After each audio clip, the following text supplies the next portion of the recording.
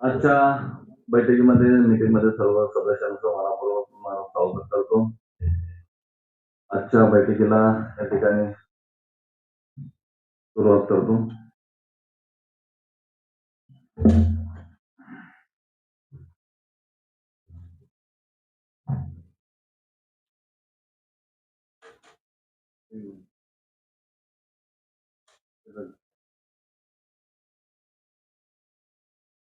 Madam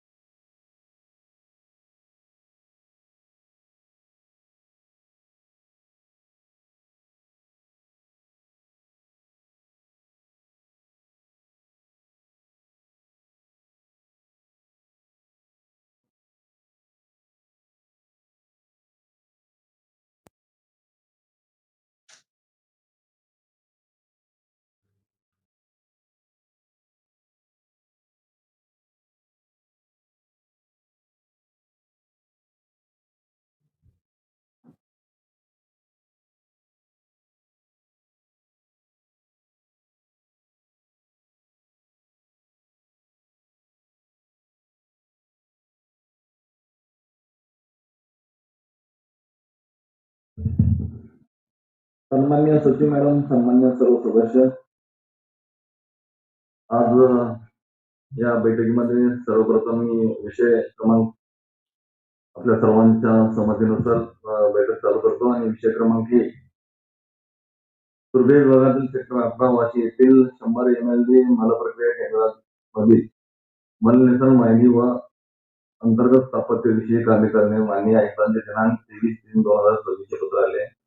हा विषय मी या ठिकाणी आपल्या सर्वांमध्ये मंजुरी टाकतो. सर्वांमध्ये मंजूर झाला असं मी या ठिकाणी जाहीर करतो. विषय क्रमांक 2 कोपरखणे विभागातील सेक्टर 4A येथे 250 मिलीमीटर व्यवस्थेची 150 मिलीमीटर शासनाची जलवाहिनी टाकून पाणी पुरवठा व्यवस्थेत सुधारणा करणे मान्य आयुक्तांचे दिनांक 31/3/2026 पत्र. या ठिकाणी हा विषय 2 नंबरचा देखील मी या ठिकाणी आपल्या सर्वांमध्ये मंजुरी टाकत आहे. हा विषय 2 नंबर सर्वांमध्ये मंजूर झाला असं मी या ठिकाणी जाहीर करतो. विषय क्रमांक 3 नवी मुंबई महानगरपालिकाच्या मोरबे धरण प्रकल्पाची वार्षिक देखभाल दुरुस्ती व परिचालन करणे मान्य आयुक्तांचे दिनांक 31/3/2026 पत्र. या ठिकाणी हा विषय आयुक्तांच्या मान्यतेनुसार आलेला आहे. या ठिकाणी आपल्या सर्वांमध्ये हा विषय या ठिकाणी मंजुरी टाकत आहे. सर्वांमध्ये मंजूर झाला असं मी या ठिकाणी जाहीर करतो.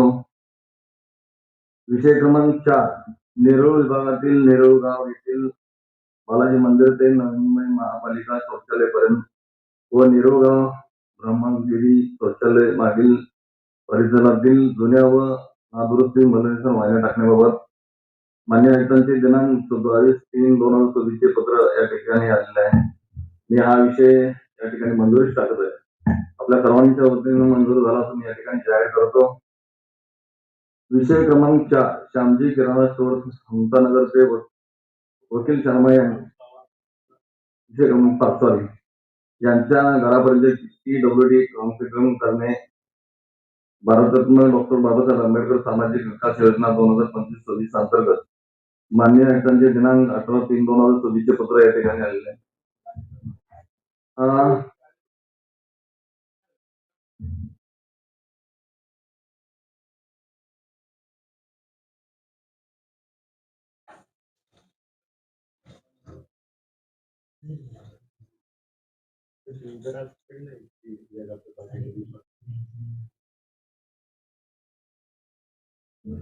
विषय क्रमांक 5 आम्ही या ठिकाणी मंजुरी टाकत आहे. आपल्या सर्वांमध्ये मंजूर झाला असं मी जाहीर करतो.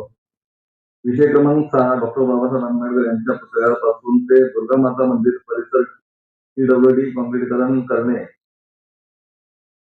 या ठिकाणी मान्य आयुक्तांचे दिनांक 18/3/2026 पत्र. हा विषय मी या ठिकाणी मंजुरी टाकत आहे. आपल्या सर्वांमध्ये मंजूर झाला असं जाहीर करतो. विषय क्रमांक 7 बेलापूर विभागातील सेक्टर 28 पेरणा हॉस्पिटल ते बालाजी मंदिरकडे जाणाऱ्या रस्त्याची बाजूस नवीन गटर व पदपथ बनवणे या माननीय आयुक्तांचे दिनांक 22/3/2024 पत्र या ठिकाणी हा विषय मी मंजुरीस टाकत आहे. सर्वांमध्ये मंजूर झाला असं जाहीर करतो. विषय क्रमांक 8 वाशी विभागातील ऑरेंज सर्कल ते आयडीबीआय बँक सेक्टर 17 पर्यंतच्या नाल्याची साफसफाई करणे व माननीय आयुक्तांचे दिनांक 21/3/2024 पत्र या ठिकाणी आलेले आहे. हा विषय देखील या ठिकाणी मंजुरीस मी टाकत आहे. सर्वांमध्ये मंजूर झाला असं मी जाहीर करतो. विषय क्रमांक 9 निरोग विभागातील सेक्टर 14 कृषी येथील विभाग कार्यालय मॉड्युलर कंपार्टमेंट फर्निचर कामे, स्थापत्य कामे व उर्वरित माहिती दर्शक फलक पुरवणे व बसवणे या कामाकरता मान्य आयुक्त दिनांक 24/3/2024 पत्र आलेले आहे. हा विषय देखील मी या ठिकाणी हा मंजुरीस टाकत आहे. सर्वांमध्ये मंजूर झाला असं मी जाहीर करतो. हो. विषय क्रमांक 9 हा मंजुरीस टाकेल. विषय क्रमांक 10 विभागातील चिंचपाडा प्रभाग क्रमांक 7 येथील बायोगॅस प्लांट जवळील परिसरातील गटार व पथपथ सुधारणा करणे हा विषय मी या ठिकाणी मंजुरीस टाकत आहे. सर्वांमध्ये मंजूर झाला असं मी जाहीर करतो. विषय क्रमांक 11 वाशी विभागातील छत्रपती शिवाजी महाराज चौकापर्यंत स्थापत्य विकास विषयक कामे करणे हा विषय मला बोलायचं काय बोला. सन्माननीय सभापती, सर्व सन्माननीय सदस्य तसेच सर्व सन्माननीय अधिकारी वर्ग. तर सर्वप्रथम तर ह्या प्रस्तावामध्ये मला तर छत्रपती शिवाजी महाराजांचं नाव व्यवस्थित लिहिण्यात यावं, कारण जेव्हा आपण दुसऱ्यांदा लिहिले तिथे नाव व्यवस्थित लिहिलं गेलं नाही. तर माझी विनंती असेल का एवढ्या मोठ्या व्यक्तीचं नाव घेताना आपल्याकडून शक्यतो चूक नाही झाली पाहिजे. त्याचप्रमाणे हा प्रस्ताव बोलत असताना सन्माननीय सभापती साहेब, खरं तर हा प्रस्ताव ज्यांना दिलेला आहे त्या अक्षता एंटरप्राइजेसवरच माझा आक्षेप आहे. कारण 2 वर्षापूर्वी शिवाजी महाराज चौकाचे सुशोभीकरण आणि बाजूचे जे पदपथ आहेत त्याचे सुशोभीकरण आता त्यांना देण्यात आलं होतं. आणि त्यावेळेसही तो बनवत असताना मी त्यांना सांगितलेलं की जेव्हा तुम्ही वरचं फुटपाथ बनवता तर त्याच्या खाली जे गटर आहेत ते व्यवस्थित आहेत का नाही त्याची आपण आधी पाहणी करावी. तरी पण त्यांनी पाहणी केली नाही, कारण माझ्या प्रभागामध्ये शिवाजी महाराज चौक ते फायर ब्रिगेड पर्यंत जो गटर आहे ते सिडको पाणी आणि एकदम खराब परिस्थितीमध्ये होते. तरी परंतु त्याची निविदा काढण्यात आली आणि ते कामही करण्यात आले, परंतु थांबवल्यानंतर ते काम त्यांनी केलं नाही. आणि नंतर 2 वर्षानंतर पुन्हा ते गटर आणि पदपथाचं काम करण्यात आलं. म्हणजे एकाच कामाला जवळजवळ 2 वेळा आपल्या कडून पैसे देण्यात आले आहे. आणि हा सध्याचा जो कॉन्ट्रॅक्टर आहे त्याला मुदतवाढही देण्यात आली होती. मुदतवाढ देऊनही त्याचं काम पूर्ण झालेलं नाही आणि त्याच्या कामाचा दर्जाही तपासण्यात यावे अशी माझी मागणी आहे. कारण कोविडमध्ये ठिकठिकाणी सुशोभीकरणासाठी जे स्टॅच्यू लावण्यात आले होते ते सुद्धा निकृष्ट दर्जाचे होते. कारण त्याचं उत्तम उदाहरण म्हणजे सेक्टर 17 मध्ये एक स्टॅच्यू लावला होता. तो घोडा गाणं होतं ते काय समजलं नाही, परंतु पहिल्या दिवशी लावला आणि दुसऱ्या दिवशी गेला तर तो लगेच पडला. आणि त्याचप्रमाणे फायर ब्रिगेडचा तिथे काय कावळा लावला होता. तर आम्ही त्यांना सांगितलेलं की तिथे तुम्ही अशा प्रकारचा काही जे असं स्टॅच्यू ते लावू नका, परंतु त्यांनी ऐकले नाही. जेव्हा आम्ही त्यांना सांगितलं की आम्ही इथे श्राद्ध घालू, त्याच्यानंतर त्यांनी तिथे फायरमॅनचा स्टॅच्यू उभारला. तर माझी अशी आपल्याला मागणी आहे की ह्याची चौकशी करण्यात यावी आणि छत्रपती शिवाजी महाराज हे आपलं आराध्य दैवत आहे. तिथे आपले सगळे पालिकेचे असू दे किंवा कोणतेही चांगले मोठे मोठे कार्यक्रम होतात, तर अशी तुटपुंजी मला वाटतं त्याच्यावर आपण तरतूद न करता भरीव अशी तरतूद करण्यात यावी, जेणेकरून आपलं एंट्री आपली नवी मुंबई मध्ये होताना आपण वाशी आपण मेन आहे तर तिथे भरीव अशी तरतूद करण्यात यावी अशी माझी अपेक्षा आहे. तिथे 8 जानेवारी त्यांचं छत्रपती शिवाजी महाराजांचं जे जीवन चरित्र आहे त्याच्याबद्दल वेगवेगळं तिथे उभारण्यात यावं अशी माझी आपल्याला विनंती आहे. आणि ह्या कॉन्ट्रॅक्टरची चौकशी करण्यात यावी आणि हा प्रस्ताव स्थगित करण्यात यावा अशी मला आपल्याला विनंती आहे.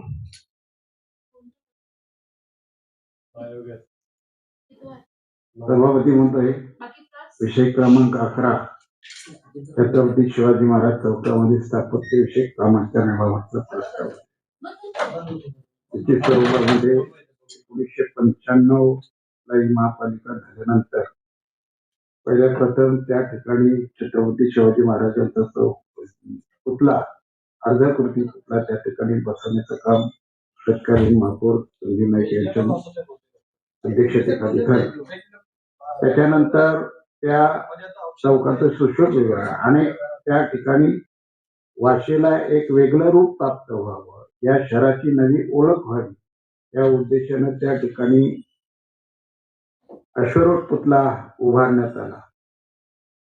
सभापती महोदय, ज्यावेळी आपण हा 72 लक्ष त्या ठिकाणी खर्च करतोय, त्यावेळी स्थापत्य विभागाचं काम सुद्धा आहे त्याचं जतन करण्याचं काम. त्या ठिकाणी आपण मोठ्या दिमागानं फाउंटन वगैरे उभे केले, परंतु त्या फाउंटन मध्ये कधी पाणीच उडत नाही, कधी लाईटच भेटत नाही, कधी ती भिकारी मुलं त्यामध्ये आंघोळ करतात, अशी परिस्थिती त्या ठिकाणी. माझं म्हणणं पुढचं पाठ मागचं सपाट असं न होता त्या ठिकाणी साजेसं अशा पद्धतीनं कार्यान्वित होणं गरजेचं आहे.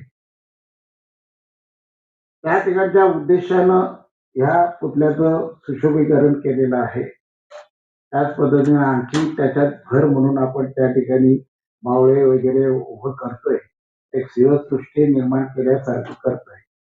त्या अनुषंगाने त्या ठिकाणी आपण स्थापत्य विभागाने किंवा विभाग अधिकाऱ्यांच्या अनुषंगानं जे काय कोणाच्या आखात्यामध्ये येत आहे त्यांनी त्याकडे लक्ष देणं गरजेचं आहे. त्या ठिकाणी 24 तास ते फवारे ओढले पाहिजे, तरच त्या ठिकाणी सुशोभीकरण करून त्या ठिकाणी योग्य होईल. आता वालुन मॅडमनी त्या ठिकाणी सांगितले, शेवटी छत्रपती शिवाजी महाराजांचं चौकाचं सुशोभीकरण आहे आणि हा महत्वाचा घटक आहे. सुंदर शहर, स्वच्छ शहर या अनुषंगानं नावाजलेलं आणि ते एक आपला आयकॉनिक आहे. त्या दृष्टिकोनातून वालुन मॅडम यांनी ते तकूब ठेवावा असं काही हे नाही, परंतु निश्चित स्वरूपामध्ये हे काम करत असताना त्या ठिकाणी त्यांची जी अपेक्षा आहे, तळमळ आहे, का जी कंपनी आहे त्या ठिकाणी त्या कंपनीला कुठल्याही पद्धतीनं ह्या स्थापत्यविषयी काम करता वेळी त्या ठिकाणी पाठीशी घालायला नाही पाहिजे.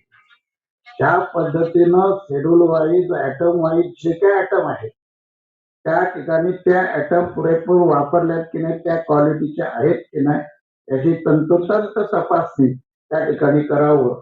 आणि अशा पद्धतीनं स्थापत्य विभागाने जे शहर अभियंत्यांनी त्या ठिकाणी या सभागृहाला स्पष्टीकरण करावं, या अनुषंगाने हे काम कशा पद्धतीनं करणार आहात, काय काय करणार आहात आणि त्या बाबतीमध्ये कार्यकारी अभियंता कोण असेल, उपअभियंता कोण असेल, त्यांना जबाबदार धरलं जाणार आहे का, ही इथं माहिती या ठिकाणी द्यावी.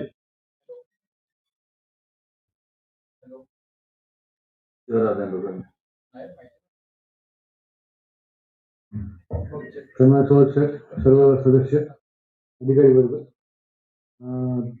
हा सगळा जो प्रस्ताव आहे तो शिवाजी चौक आहे तिथे दुरुस्ती करणे आणि काही नवीन काम करणे. त्याच्यामध्ये साहेबांनी म्हटलं पुतळे बसवणे आहे, भिंती चित्र रंगवणे आहे, आम्हाला नक्षीकाम करण्याचं आहे.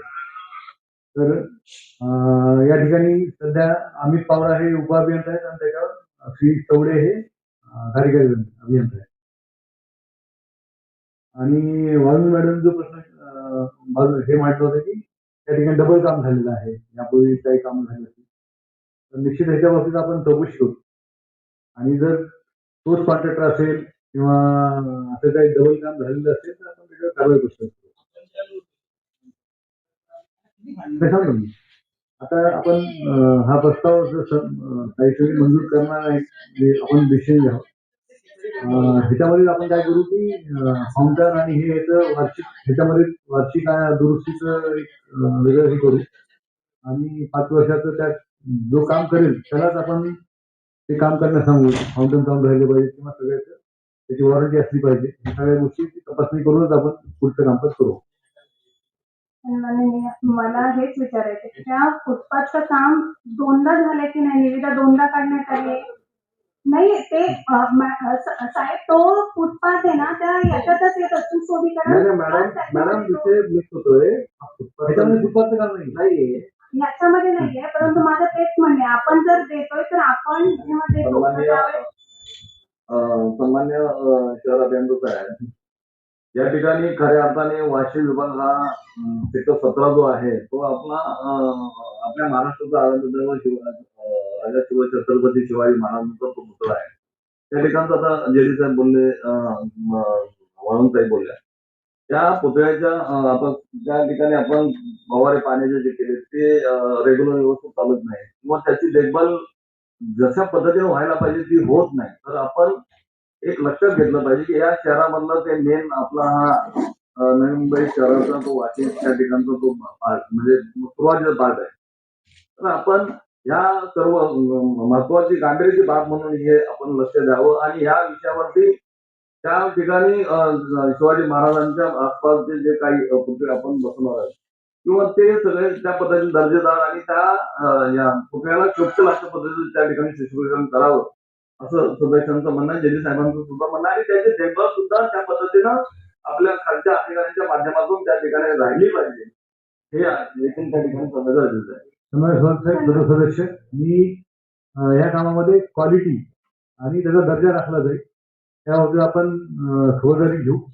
तसेच त्याचं जे रिपेअर मेंटेनन्स आहे किंवा कारंज चालू करायचं आहे, आपण यावर्षीपासून आपण सगळ्यांचं कारंजाचं वगैरे वार्षिक दुरुस्तीचे आपण निविदा काढलेले आहे, तर ती चालू राहतील याची खात्री करून आपण चौकाचं चांगल्या दर्जाचं सुशोभीकरण करण्याचा प्रयत्न करू.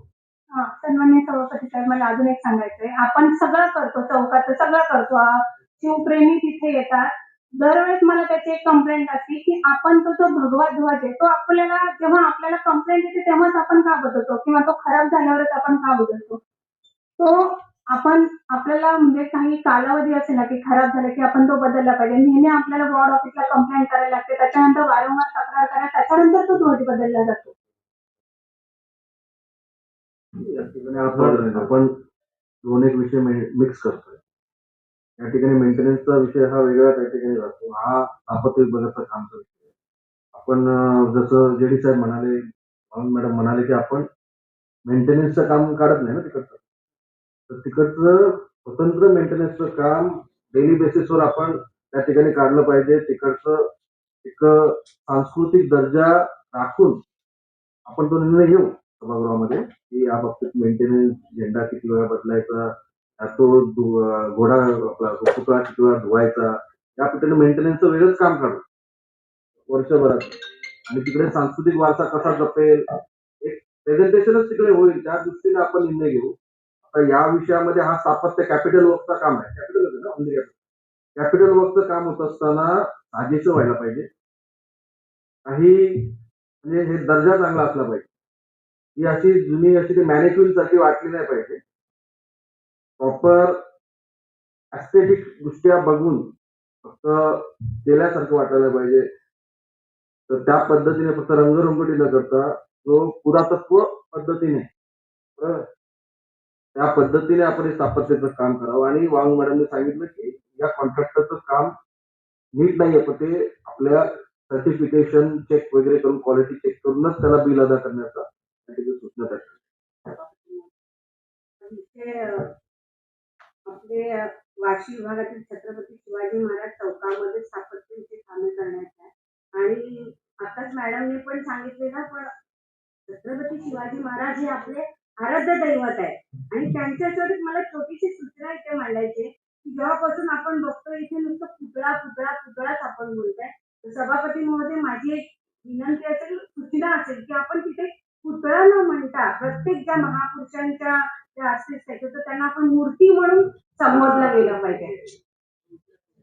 तो विषय नाहीये ना, प्रस्तावाच्या अनुषंगाने मी एक जे आपण संबोधतो ना, तर त्याची मी एक आपल्या माध्यमातून एक सूचना मांडते की एक पुतळा न म्हणता एक मूर्ती संबोधली जाते.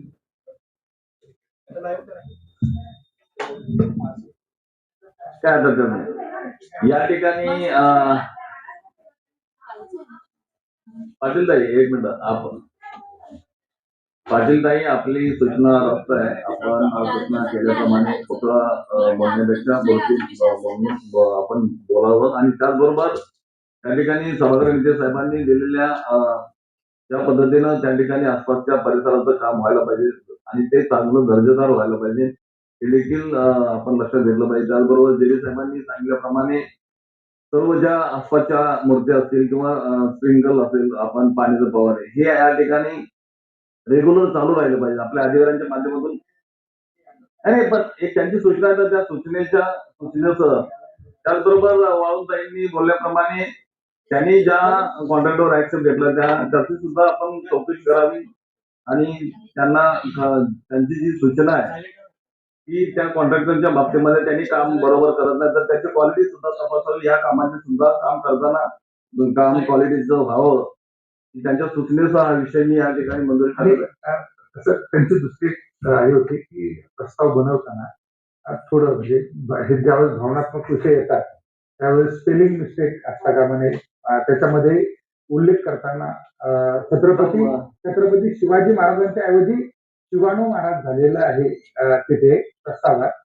काय तर शिवाणू झालंय तर सचिन मॅडम आपण प्रत्येक गोष्ट आपल्याकडे ते रीडर असतील ना रीडर ते हे रीडर जे असतील तर नसतील तर ते रीडर आपण नेमा आणि हा प्रस्ताव टेक्निकल माणसाकडनं जरी आला तर रीडर जो असतो त्याला ती शब्द रचना बरोबर कळते. याच्यातनं आता पाटील ताईच्या लक्षात झालं नाही तर मग राग होतो. आपल्या सर्वांच्या सूचनेसह सोनवणे साहेबांनी जी सूचना केली त्या सर्वांच्या सूचनेसह हा प्रस्ताव मंजूर टाकत आहे. विषय क्रमांक 18 हा मंजूर झाला पण या ठिकाणी जाहीर करतो. विषय क्रमांक 12 बेलापूर विभागातील सेंटर विषय क्रमांक 12 लिहिल्याप्रमाणे या ठिकाणी मांडत आहे. विषय 12 हा जाहीर करतो.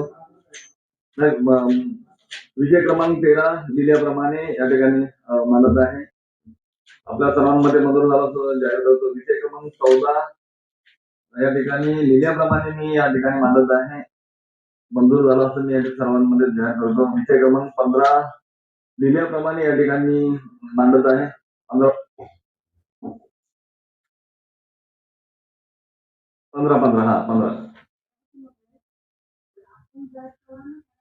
तर मग कोपरखंड प्रभाग क्रमांक 38 सेक्टर 2 हे साठी आवश्यकता साहेब तुम्ही बघायला एक दिवशी आणि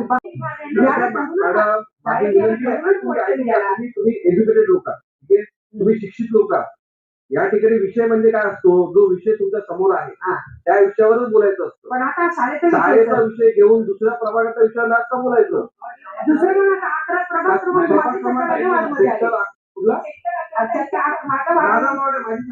तुमच्या शाळेचा विषय त्याला धरून मी माझ्या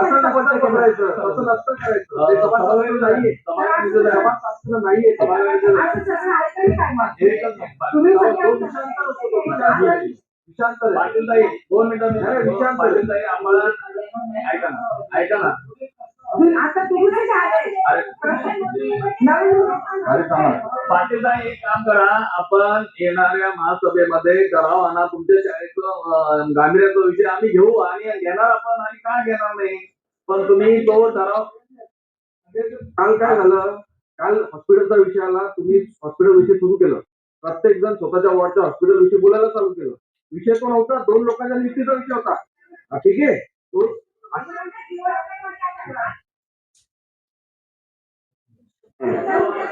ठराव मांडायचे असतात.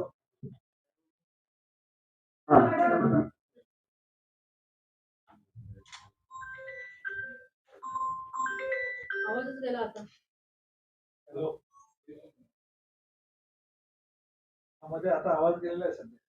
शूट करायला जावं लागलं आतमध्ये काय करायचं मग आवाज बंद कसं करायचं.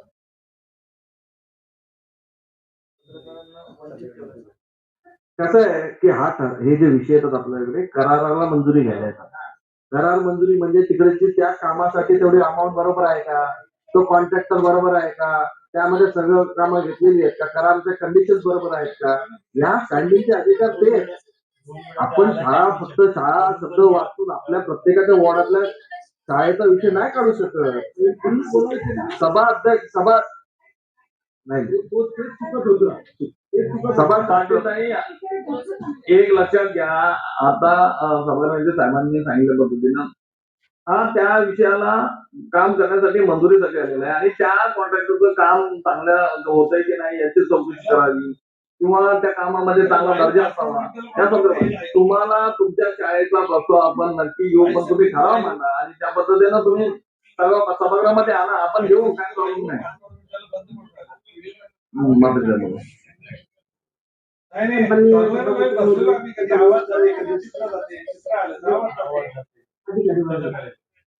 सन्माननीय सभापती महानगरपालिका शाळा क्रमांक 14 मधील ऑडिटोरियम हॉलची दुरुस्ती व उर्वरित कामे करणे या कामाकरिता वास्तुविशारद नेमणूक करण्यात. आतापर्यंत सदर शाळेवर किती भांडवली खर्च करण्यात आले आहे याची माहिती देण्यात यावी. तसेच प्रस्तावात नमूद केल्यानुसार शाळेच्या 4थ्या मजल्यावरील ऑडिटोरियमची कामे अर्धवट करण्याची कारणे व त्या जबाबदार अधिकारी कोण हे यामध्ये सांगावं आणि त्यामध्ये महापालिकेच्या झालेल्या आर्थिक नुकसान कोणाकडून वसूल करणार, तसेच सदरचे निकृष्ट काम करण्याच्या ठेकेदारावर कोणती कारवाई करण्यात आली याची माहिती मिळावी.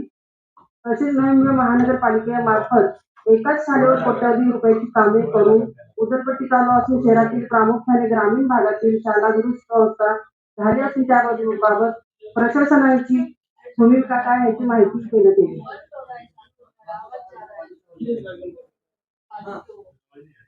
आवाज आ रहा है, जा रहा है.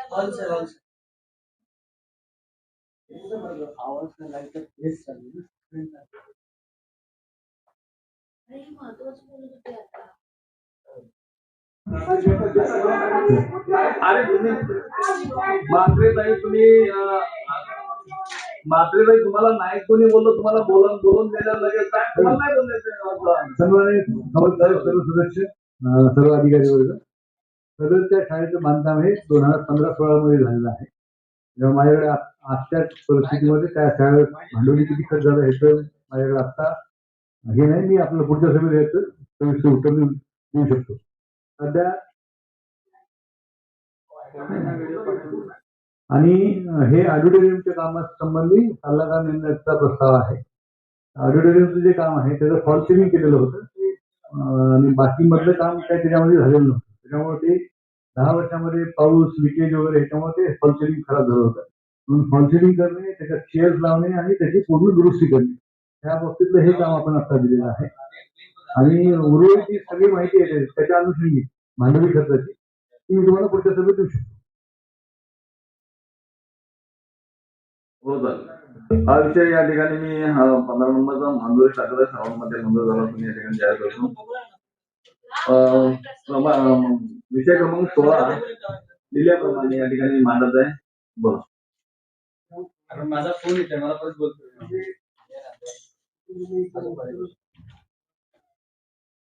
जनावरांसाठी मच्छीमारी अद्याप बांधली कुठं बांधणार आहे माहिती द्यावी आणि मला जाण्यासाठी दाखवल्याशिवाय सध्या आता हे सगळे ठेवा. सन्मान सर सर्व सदस्य सध्या जे डॉग सेंटर आहे ना त्याच्या बाजूला आपण हे स्मशानभूमी करणार. ठीक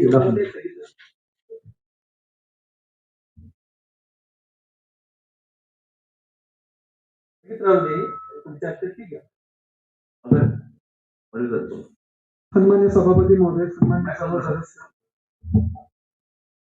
हे जे आपण तुर्बे क्षेपणभूमी येथे मृत जनावरांना स्मशानभूमी बांधण्याचा जो प्रस्ताव आणलेला आहे अत्यंत चांगला प्रस्ताव आहे. माझी अशी विनंती आहे की असाच एखादं मृत जनावरांसाठी स्मशानभूमी ऐरोली दिघा या ठिकाणी कुठेतरी करावी अशी माझी विनंती.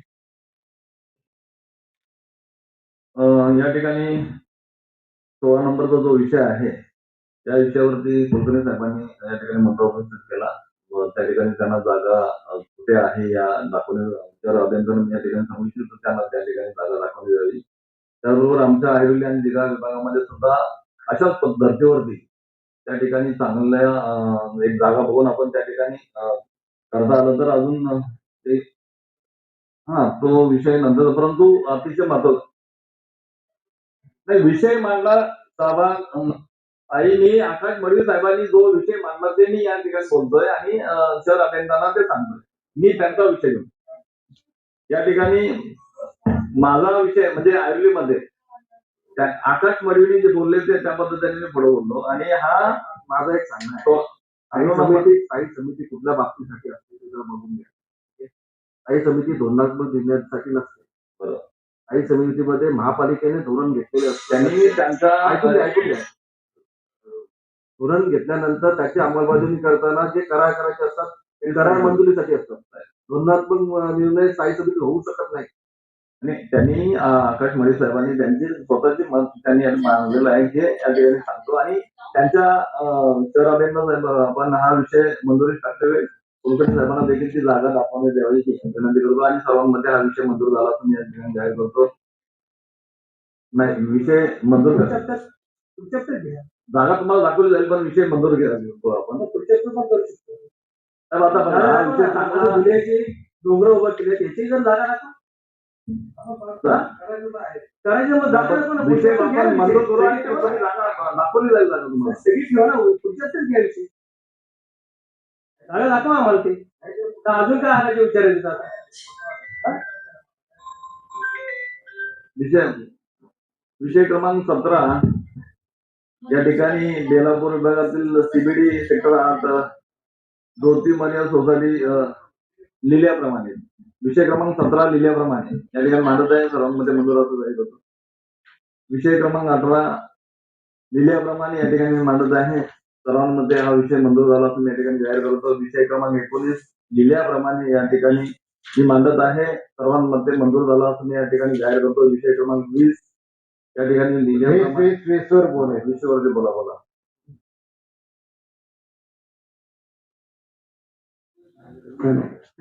सभापती महोदय, की नमोमापा क्षेत्रातील उद्यानातील खेळणी ओपन जिम साहित्य बेंचेस डस्टबिन शिल्प इत्यादी पुरवठा करणे वार्षिक दर नियुक्ती पॅनलवरील ठेकेदारांची कामे करून घेण्याकरता मुदतवाढ या ठिकाणी प्रस्ताव आहे. सभापती महोदय, मी मागच्या सभेमध्ये सुद्धा बोललो. अधिकारी वर्ग ज्यांच्या अखात्यामध्ये हा विभाग आहे त्याने फळ्यावर लिहून ठेवायचं ना असं बाबा याची मुदत एवढी आहे. त्या अगोदर 3 महिने अगोदर त्याची निविदा प्रक्रिया त्या ठिकाणी सुरू व्हायला पाहिजे. परंतु असं न होता 6 महिने आता मुदत वाढ दिली, परत त्या ठिकाणी निविदा मागवणार, त्याच्यानंतर ती निविदा पास झाली नाही आणखी 3 महिन्याची मुदत वाढ देणार, परत ती निविदा पास झाली नाही आणखी 3 महिने, म्हणजे 1 वर्ष त्या ठिकाणी निविदा. दुसरी गोष्ट की या ठिकाणी आमचं म्हणणं नाही, परंतु आज रोजी वेगवेगळ्या वृत्तपत्रामध्ये वेगवेगळ्या ठिकाणच्या जे साहित्य त्याची असलेली अवस्था मोडतोड ह्याविषयी त्या ठिकाणी वृत्तपत्रामध्ये बातम्या आलेल्या आहेत.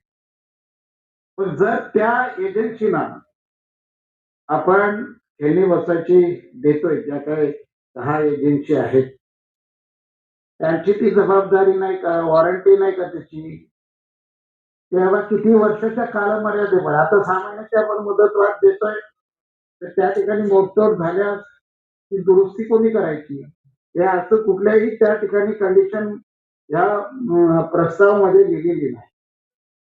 दुसरी बाब म्हणजे की या ठिकाणी प्रत्येक वेळी लोकप्रतिनिधी ज्यावेळी सांगणार का इथली किंवा तुटलेले आहे, इथली व्हॅनचं साहित्य तुटलेलं आहे, तेव्हाच रिपेअर करणार का? जर उद्याला त्या ठिकाणी उद्यान विभागाचे पर्यवेक्षक आहेत त्यांनी त्या ठिकाणी पाहायला पाहिजे कुठल्या स्थितीमध्ये आहे काय नाही. एक वेळी त्या ठिकाणी पाहणी करून त्या ठिकाणी रिपोर्ट हे करायला पाहिजे. आणि जर समजा यांना जर 6 महिन्याची आपण मुदत देणार आहोत, निश्चित स्वरूपामध्ये आता नव्यानं टेंडरची परिस्थिती काय आहे त्याची माहिती सभागृहाला द्यावी आणि 6 महिने ही मुदत पुरेशी होणार आहे का हे सुद्धा सभागृहामध्ये सांगावं. या सामान्याच्या कालखंडामध्ये जी काही तुटफूट झालेली आहे त्या दुरुस्त कोण करणार आहे? त्याचं त्या ठिकाणी दुसरी गोष्ट आपण फक्त डायरेक्ट रिप्लेस करतो. एखाद स्लायडिंग खराब झाली तर नवीन रिप्लेस करायची. अरे पण ती दुरुस्त करण्यासाठी जर असेल तर त्या ठिकाणी त्याला रिप्लेस कशासाठी करायची? एखाद पार्ट जर त्या ठिकाणी कमी झाला असेल तर ती रिप्लेस का करायची? या गोष्टीच्या अनुषंगानं सुद्धा या सभागृहामध्ये निवेदन आपण पैसा खर्च करतो त्यावेळी माझं म्हणणं कुठल्याही वृत्तपत्रामध्ये या शहरातील उद्यानामध्ये असलेलं खेळणं किंवा ओपन जिम या ठिकाणी कोणत्याही पद्धतीनं त्या ठिकाणी फोटोग्राफ येता कामा नये. या अनुषंगाने काहीतरी ठोस पावले हे विभाग करणार आहे का याची सभागृहाला माहिती द्यावी आणि पुन्हा बोलण्याची संधी द्यावी. सन्माननीय सन्माननीय सभापती महोदय, सन्माननीय सर्व सदस्य अधिकारी. तर माझ्या प्रभागामध्ये पण गार्डन आहे महानगरपालिकेने बनवलेलं. पण त्यामध्ये पण जे जिमचं साहित्य लावलंय ते तुटलेलं आहे आणि जवळजवळ 1-1.5 महिना झालं की तिथे मला काही लेडीज सांगतायत की ते हे साहित्य तुटलंय किंवा आम्हाला जिमचं तो पार्ट हे झालाय किंवा खाली जे ग्लास वगैरे हे झालंय ते खराब झालंय पूर्णपणे. आणि घसरगुंडी वगैरे जे लहान मुलांसाठी आहे ते पार्ट्स पण काही तुटले. तर जवळजवळ 2 महिने झाले त्या गोष्टीसाठी म्हणजे खूप कॉल्स वगैरे येत होते. पण तिथे कोणी लक्ष देत नव्हतं. पण माझ्या मिस्टरांनी खूप प्रयत्न करून मग ते सांगितलं. पण मला एक विचारायचंय, जर तुम्ही गार्डन्समध्ये जे काही साहित्य लावता तर त्याच्यासाठी तुम्ही कोणाला अपॉइंट केलं का? की आता नुसतं लावून झालं संपलं असा विषय नाहीये. मग तुम्ही त्यांचा मेंटेनन्स आहे. मग त्याच्यासाठी तुम्ही कोणी बघण्यासाठी कोणी व्यक्ती नेमली आहे का? त्याचं मला उत्तर. कारण सारखं कॉल्स करावे लागतात आणि एकतर नागरिकांचेही कॉल्स येतात. मग आम्हाला त्यांच्या अधिकाऱ्यांच्याही मागे खूप लागावं लागतं की हे काम तुम्ही करून द्या. तिथे हे तुटलंय, ते तुटलंय. तर त्याच्यासाठी कोणी अपॉइंट केलंय का? मला त्याची जरा माहिती द्या. आणि खरोखर म्हणजे तुम्ही लक्ष द्या. सुंदर असे गार्डन्स आहेत बनवलेले, तर थोडं लक्ष दिलं पाहिजे अधिकाऱ्यांनी असं माझं म्हणणं आहे. थँक्यू. सामान्य काय मॅडम आपण सविस्तर माहिती द्या.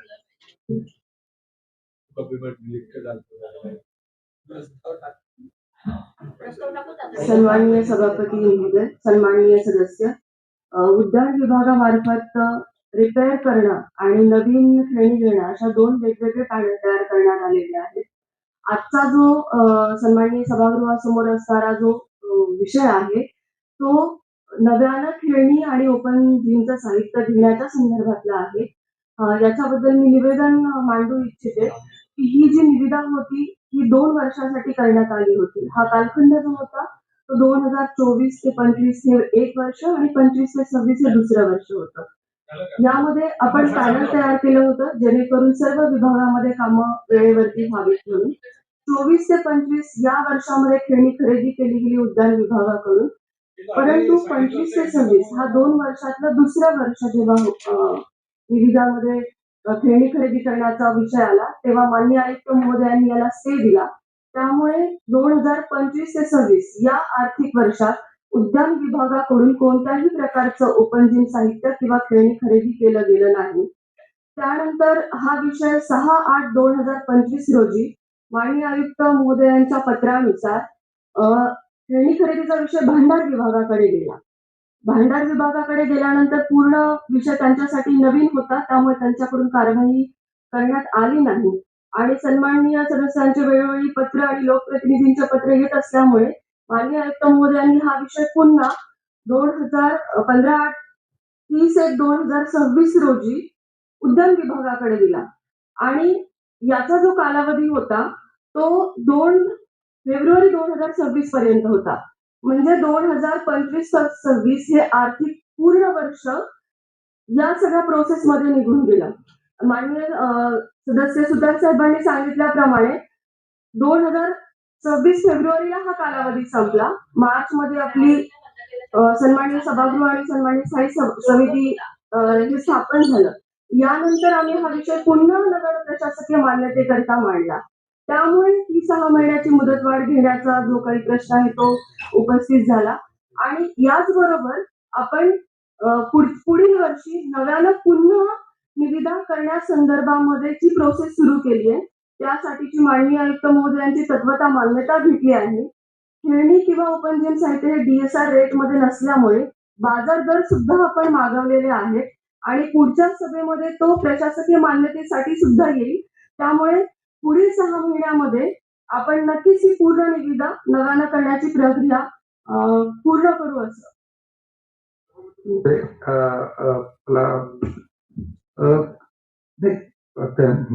मॅडम नाही उपायुक्त महोदय यांनी जो सभागृहाच्या समोर वस्तुस्थिती ठेवलेली आहे. नवी मुंबई शहर तसं उद्यानाचं शहर म्हणून ओळखलं जात आहे आणि त्या उद्यानामध्ये आपण बऱ्यापैकी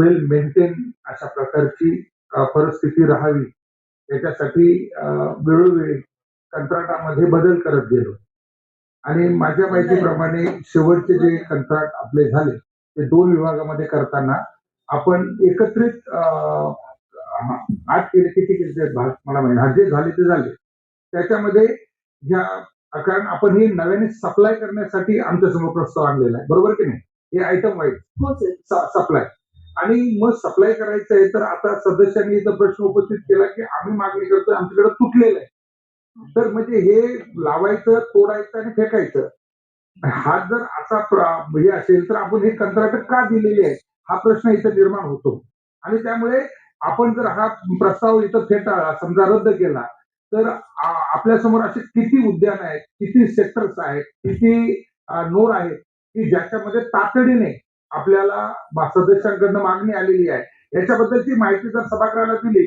तर ह्या विषयावर निर्णय घेणं सोयीस्कर ठरेल. सन्माननीय सभापती महोदय, सन्माननीय सदस्य, आपण विचारल्याप्रमाणे आणि मॅडमनी पण विचारल्याप्रमाणे रिपेअरचा जो मुद्दा आहे त्याचा आपला वेगळा टेंडर सुरू आहे आणि आपल्याकडे प्रत्येक 8 विभागाला 8 हॉर्टिकल्चर असिस्टंट आहेत. आपल्याला पाहिजे असेल तर मी त्या सर्वांचे नंबरही आपल्याला देते जेणेकरून आपल्याला कॉन्टॅक्ट करणं सोयीचं होऊन जाईल आणि जी नवीन खेळणी बसवली जातात त्याचा डिफॉल्ट लायबिलिटी पिरियड राहतो 1 वर्ष. त्या 1 वर्षाच्या कालावधीमध्ये जर त्या खेळण्याचा कुठलाही भाग खराब झाला तर संबंधित निविदाधारकाकडून आपण दुरुस्त करून घेतो. आता सन्माननीय सोनवणे साहेबांनी विचारल्याप्रमाणे मी याची पूर्ण यादी आणलेली आहे. यादीमध्ये 32 सन्माननीय सदस्यांचे पत्र आहेत म्हणजे याच्यामध्ये हॉर्टिकल्चर असिस्टंटचा कोणताही प्रस्ताव नाहीये. सन्माननीय सदस्यांनी दिलेली पत्र आहेत की ज्यांना तातडीने उद्यान विभागामध्ये ज्या ठिकाणी खेळणी आणि ओपन जिमचं साहित्य बसवायचं आहे त्याची यादी आहे. ही यादीही मी आपल्या माहितीसाठी मॅडम आमचं म्हणणं काय आहे आपल्याकडे प्रत्येक गार्डन मध्ये आपण ते साहित्य लावलेलं आहे आणि सदस्यांनी मागणी नव्याने कुठल्या गार्डन मध्ये केली का आपल्याकडे असे नव्याने गार्डन तयार झाले का काही तर नव्याने गार्डन तयार झालेले नाही.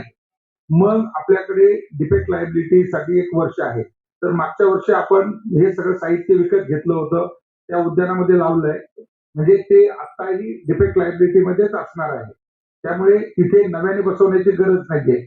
आपण या ठिकाणी ह्या सप्लायरला समजा दिले गेलं पुढे ढकललं तर आपल्या महापालिकेला काय फरक पडू शकतो याचे दर अजून अधिक येऊ शकतात किंवा काय होऊ शकतात त्याच्याबद्दल पण म्हणजे सविस्तर आपण सांगावं.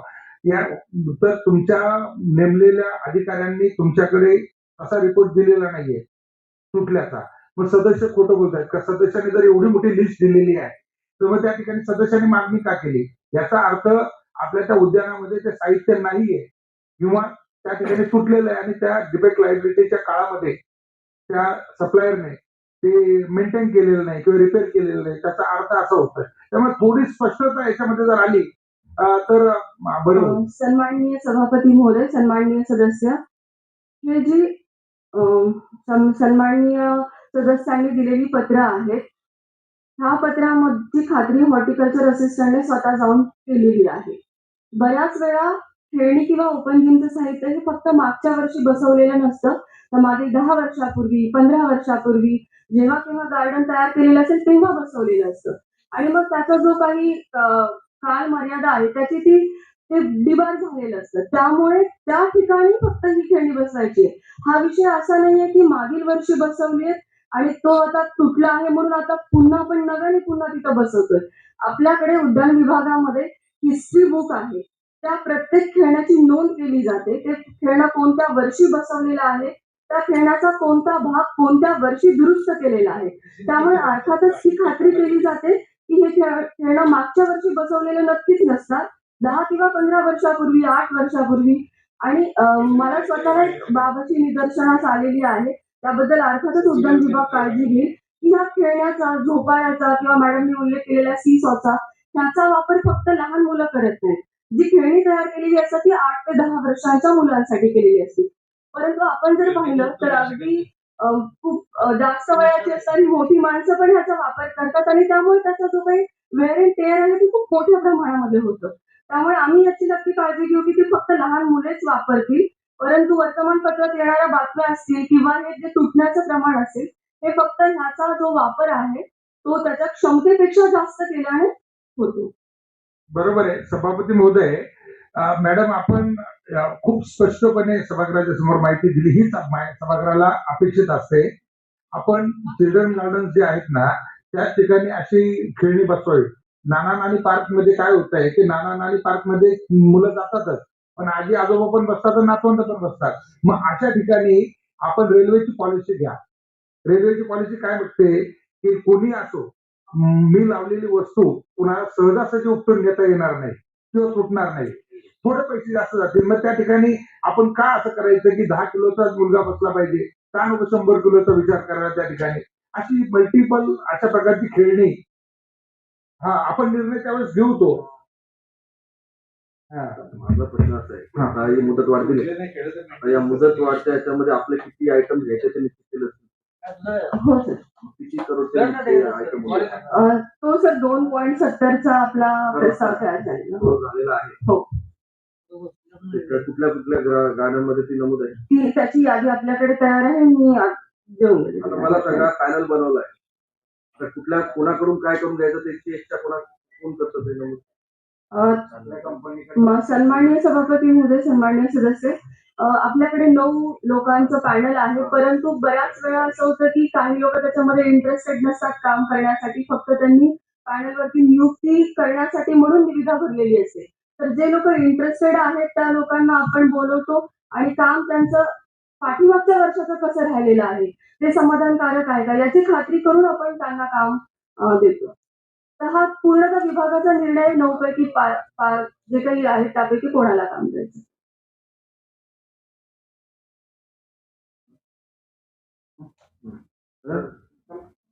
विषय क्रमांक त्यांनी मंजुरी टाकत आहे सर्वांमध्ये लिहिल्याप्रमाणे.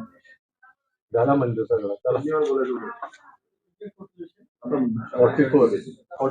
विषय 6 मी आपल्या सर्वांमध्ये मंजुरी टाकत आहे. मंजूर झालं जाहीर करतो. विषय क्रमांक 22, 21 या ठिकाणी लिहिल्याप्रमाणे आहे. विषय क्रमांक 21 आपल्या सर्वांमध्ये मंजूर झाला तुम्ही जाहीर करतो. विषय क्रमांक 22 या ठिकाणी लिहिल्याप्रमाणे सर्वांमध्ये जाहीर झाला तुम्ही जाहीर करतो. विषय क्रमांक 21 लिहिल्याप्रमाणे देखील आपल्या सर्वांमध्ये मंजूर झाला तुम्ही या ठिकाणी जाहीर करतो. विषय क्रमांक 24 लिहिल्याप्रमाणे हो 22 मला विचारायचं नाही, मला फक्त माहिती एक द्यायला. ठीक आहे, मी वेगळा पर्सन बोलतो.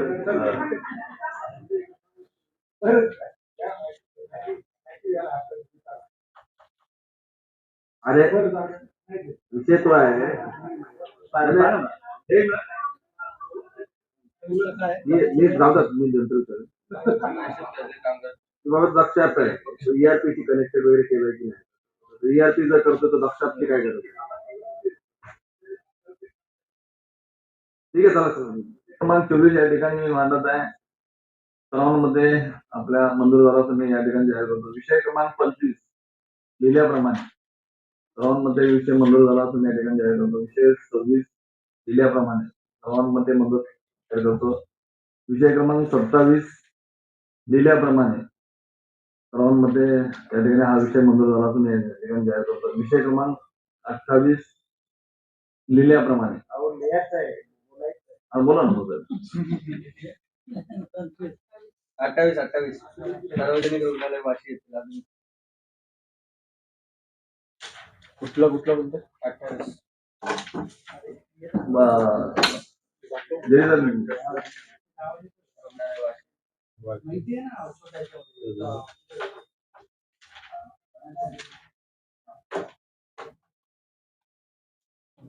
विषय क्रमांक 28. हे बघा, तो दवाखान्याचा आहे, शेल्टर आहे, सगळी काही गोष्ट खरी आहे, परंतु हा MRI सेंटर त्यातल्याच ना 28 त्या ठिकाणी आहे ना. हे बघा सभा कोणत्या, हे बघा त्यातल्याचा जो आहे तुम्ही दिलाय त्याच्यामध्ये दोन आहे प्रस्ताव. एक आहे सार्वजनिक रुग्णालय वाशी येथे. माझं म्हणणं की आयुक्त हे सभापती महोदय, त्या 3 एजन्सी आपण त्या ठिकाणी निविदा आले आहोत. त्या 3 एजन्सीने किती दर दिले होते त्याचा त्या ठिकाणी ह्या प्रस्तावामध्ये कुठेही नमूद नाही, उल्लेख नाही. 3 निविदा धारक ते फक्त पिनासेलच यांनी हे केलेलं आहे. दुसऱ्या ज्या कंपन्या आहेत, सन इलेक्ट्रो, लक्ष्मी सर्जिकल, त्यांचे काय दर होते याची त्या ठिकाणी माहिती दिलेली आहे. दुसऱ्या गोष्ट म्हणजे कॅथलॅब निर्माण करत असताना हे बघा, आरोग्य सेवा ही शहराची सुधारली पाहिजे.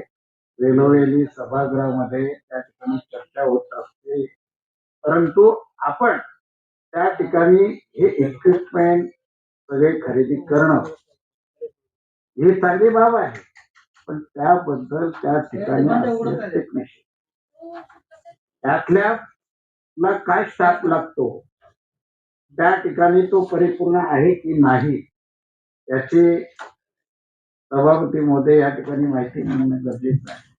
उद्या त्या ठिकाणी आज आपण त्या ठिकाणी त्यातला निर्माण करण्याची भूमिका घेतली आणि मग ऑर्डर दिली, टेंडर, मशिनरी आल्या, परत त्या मशिनरी 6 महिने येणे. माझं म्हणणं अशी प्रोव्हिजन केलेली आहे का, समजा कॅथलॅबचा आल्यानंतर त्याच्या अगोदर त्या ठिकाणी आवश्यक असणारा स्टाफ त्या ठिकाणी निर्माण केलेला आहे का याची त्या ठिकाणी माहिती द्यावी. दुसरी गोष्ट या ठिकाणी की त्या कमिटीने ठरवलं की त्या ठिकाणी तर एवढ्या कोटीच्या कामामध्ये फक्त हे पिनाकल त्या कंपनीने फक्त 65,000 रुपये फक्त कमी केलेले आहे टेंडर निविदेमध्ये. म्हणजे किती पॉइंट मध्ये कमी केले, एवढ्या कोटीचं काम आहे आणि फक्त 65,000 रुपये कमी केले.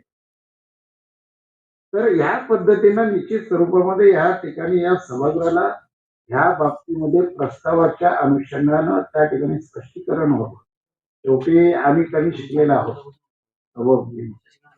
त्यातला काय आहे ही सुद्धा माहिती त्या ठिकाणी, त्याच्यामध्ये काय काय स्टाफ असणार आहे, ही कॅथलॅब कुठं उभारणार आहात त्या अनुषंगानं, त्या कॅथलॅबच्या अनुषंगानं काय दक्षता त्या ठिकाणी आपण घेतलेली आहे, त्या जागेमध्ये दक्षता घेतलेली आहे का, किंवा त्या ठिकाणी हे वापर करणारा स्टाफ काय आपण नेमणूक केलेला आहे का याची सभागृहाला माहिती द्यावी.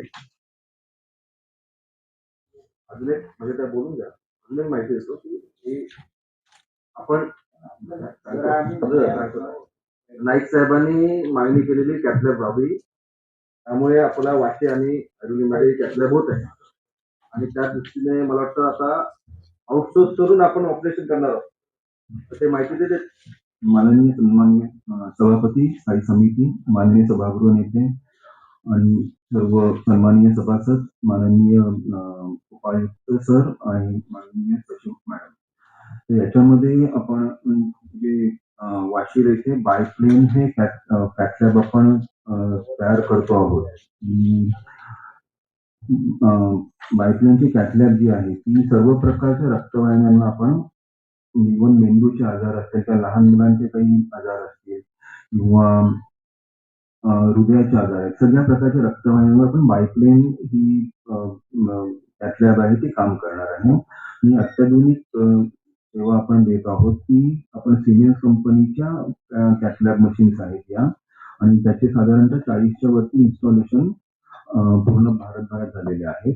आणि हे कॅथलॅब उभारताना वाशी येथे आपल्याला साधारण 3 ते 4 महिन्याच्या मॅक्सिमम 6 महिन्याचा अवधी आपण त्या कंपनीला देणार आहोत. आणि त्या दरम्यान आपण या परिचालन करण्याकरता आउटसोर्सिंग आपण जे काही डॉक्टर्स किंवा जे काही टेक्निकल स्टाफ लागणार आहोत, आपण त्या दरम्यान 6 महिने आपण त्याचंही आपण टेंडर काढून आपण त्या संस्थेला आपण ते मॅक्झिमम 10 वर्षासाठी आपण त्याला ते चालवण्याकरता देणार आहोत. त्यामुळे हे जे कॅथलॅब उभारल्यानंतर कुठल्याही प्रकारचं ते सामान किंवा जे यंत्रणा आहे ती कुठल्याही प्रकारची वेस्ट होणार नाही, जसे वेस्ट होणार नाही याची आपण पूर्णपणे लक्ष देणार आहोत.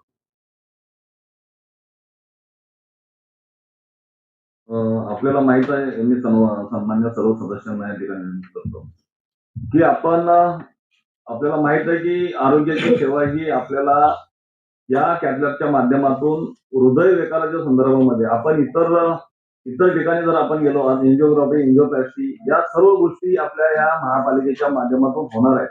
आणि याचं स्वागत आपण सर्व सदस्यांनी केलं पाहिजे, कारण खऱ्या अर्थाने या कामाकरता आदरणीय गणेशजी नाईक साहेबांनी सातत्याने या नवी मुंबई शहरासाठी दिलेला शब्द होता की आमच्या या हॉस्पिटलच्या माध्यमातून सर्व तळागाळातील सर्वसामान्य नागरिकांना एक चांगलं स्वस्तमध्ये म्हणजे चांगलं कमी दरामध्ये त्यांची म्हणजे हृदय विकाराच्या बाबतीमध्ये एंजिओग्राफी सर्व गोष्टी या ठिकाणी खाजगीमध्ये जर गेलं तर 10% त्या ठिकाणी रक्कम मोजावी लागते.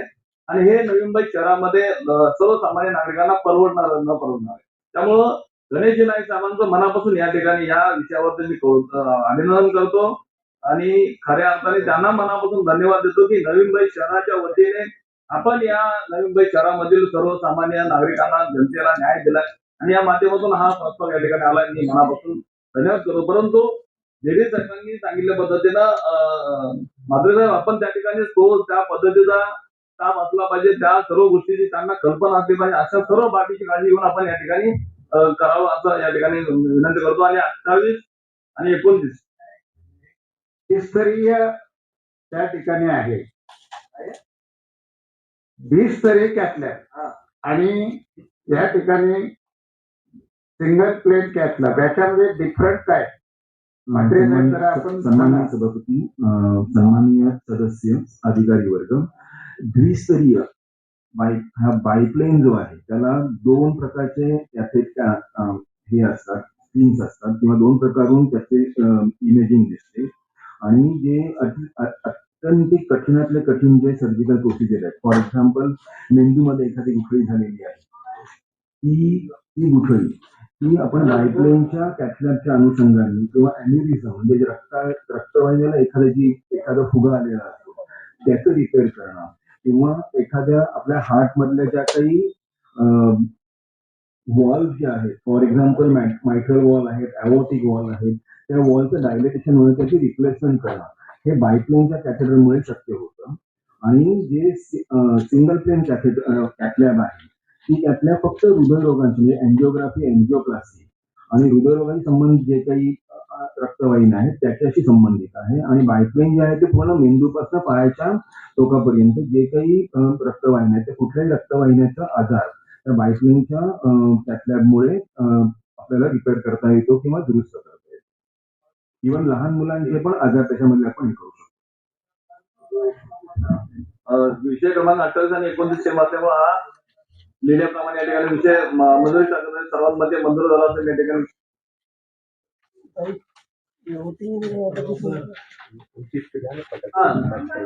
बोलायला असेल बोला. MRI चर्चा करायची आहे ना. नाही ऐका MRI वर माझी सुधारणा केल्या, तिथे सगळे अधिकार आयुक्तांना द्यायचं सांगितलं ना, स्थायी समितीच्या मंजुरीने आयुक्तांना आता ती सुधारणा बाबतीत विषय क्रमांक 30 आहे. मी तुम्हाला सांगतो मॅडम, मी जेडी साहेब बोलतोय, त्यांचं ऐका. जेडी साहेबांना बोलायला संधी देते, एक सुधारणा तुम्ही आणून नाही नक्कीच मानलाय. सभागृह नेत्यांनी जे सूचना केली आहे त्याला मी अनुमोदन देतोय. कारण शेवटी या ठिकाणी 10 वर्षाचे आपण MRI झाला 30 वर त्या ठिकाणी बोलत असताना सभापती महोदय MRI सेंटर परिचालन आपण 10 वर्षाचं देतोय. त्यामध्ये सभागृह नेत्यांनी केली प्रत्येक वर्षी स्थायी समितीमध्ये यायला पाहिजे. फक्त आयुक्तांच्या मंजुरीने नाही. आणि या ठिकाणी आपण म्हटलेलं आहे की ठीक आहे, पहिल्या वर्षाला 8,000 MRI होणार आहे. ते कुठल्या बेसवर आपण पकडलेले आहे त्याचं जरा. आणि नंतर बघितलं तर प्रत्येक ह्याच्यामध्ये दरवर्षी 10% वाढ त्या ठिकाणी झालेली आहे. ही जी 10 वर्ष म्हणजे 8,000 आपण गृहीत कुठल्या हिशोबामध्ये घेतलेलं आहे का? 8,000 नाही, ही पहिलं वर्ष 8,000 नाही, 8,000 नंतर 8,500 8,000 ते नाही होत. ते दर आहे. ठीक आहे, ठीक आहे. ते कशा आधारे पकडलेलं आहे ह्याची जी माहिती द्यावी. सन्माननीय दुसरी गोष्ट म्हणजे की या ठिकाणी आपण कुठेही म्हटले नाही तर त्या संस्थेला MR परिचालन दिल्यानंतर त्या ठिकाणी 24/7 स्टाफ राहणार आहे की नाही त्या अनुषंगाने. कारण वेळोवेळी त्या ठिकाणी कधी मशीन खराब होते आणि मग स्टाफ नसतो. अशा पद्धतीने बऱ्याच तक्रारी त्या ठिकाणी सभापतीमध्ये आलेल्या आहेत. यामध्ये त्या ठिकाणी टर्म्स कंडिशन मध्ये तशा पद्धतीचे असायला पाहिजे की जर समजा एखाद दिवशी त्याची मशीन डिफॉल्ट झाली तर त्या अनुषंगाने असलेल्या पेशंटला तो स्वतःच्या खर्चाने, मॅडम महत्वाचा विषय, प्रायव्हेट त्याच्याकडून करून घेणार आहे का, देणार आहे का, ही सुद्धा त्या ठिकाणी असली पाहिजे.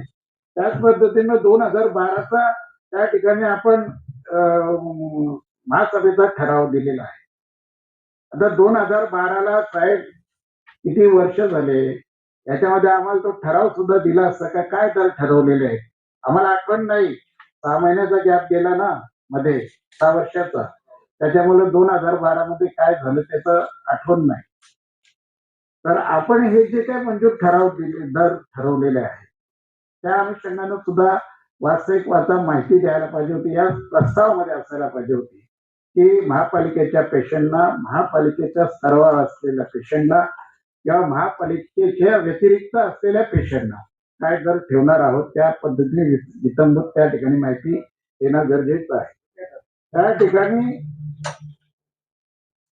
ही जी MRI सुविधा आहे ही फक्त महापालिकेच्या रुग्णालयामध्ये ऍडमिट होणाऱ्या पेशंटना फक्त मिळणार आहे का, बाहेरून जर एखाद त्या ठिकाणी पेशंट येत असेल, समजा ऍडमिट झाला असेल आणि MRI करायचा असेल तर त्या ठिकाणी आपण ती सुविधा देणार आहोत की नाही याची सुद्धा माहिती सवय. शेवटी तो नव्या मुंबईचा नागरिक आहे. तो बाहेरला प्रायव्हेट हॉस्पिटलमध्ये जरी झाला असेल तरी त्याला ती सुविधा मिळणार आहे किंवा नाही याची त्या ठिकाणी माहिती द्यावी. आणि जो 2012 मध्ये काय दर होते, विविध राष्ट्रीय कार्यक्रमांतर्गत शासनाला मोफत असे सेवांसाठी नमूपापा अधिकारी कर्मचारी कायम करार कंत्राटी इत्यादी महासभा मंजूर ठराव क्रमांक 1402/2012 मंजूर ठराव रुग्णसेवा मोफत राहील. बरोबर, हे तुम्ही दिलंय. आता अन्य रुग्णांना कशा पद्धतीने असणार त्या अनुषंगानं त्या ठिकाणी माहिती किती 50% दरापेक्षा हे ना MRI साठी मंजूर करण्याच्या दरापेक्षा 50% अधिक 50% अधिक रुग्ण शुल्क आकारणी केलेली आहे. मला फक्त एवढी माहिती द्या. सभागृहाला ही माहिती द्यावी. मला एवढी माहिती द्या की मार्केटमध्ये किती रुपयाला होतं आणि आपण किती रुपयाला ऑफर करतो नोव्हेंबरला, ते एक माहिती द्या.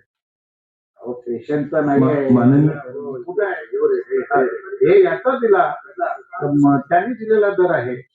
पेशंटच्या कडनं किती घेणार आहे ते मी विचारतोय. महाराजांकडून घेतलं हे त्याचं हा पेश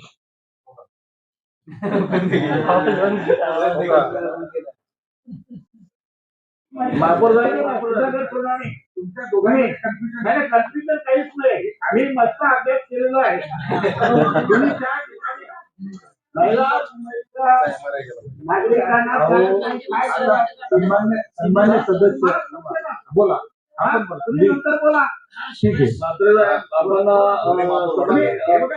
आम्ही चांगली सुविधा आहे नया मुंबईकरांना चांगली सुविधा काही म्हणणं नाहीये, परंतु सभागृहामध्ये पूर्ण माहिती उद्याला आम्ही हा मंजूर केला खरा. एखाद्याने आम्हाला विचारलं तर काय आम्ही उत्तर देणार. सन्माननीय महापौर साहेब, या अशा ठिकाणी अनेक तक्रारी आलेल्या आहेत. एमआरआय सेंटर त्या ठिकाणी बंद झालेले आहेत, त्या ठिकाणी मिळाले नाहीत, ते सुद्धा आपण परीक्षणाला दिलेलं आहे.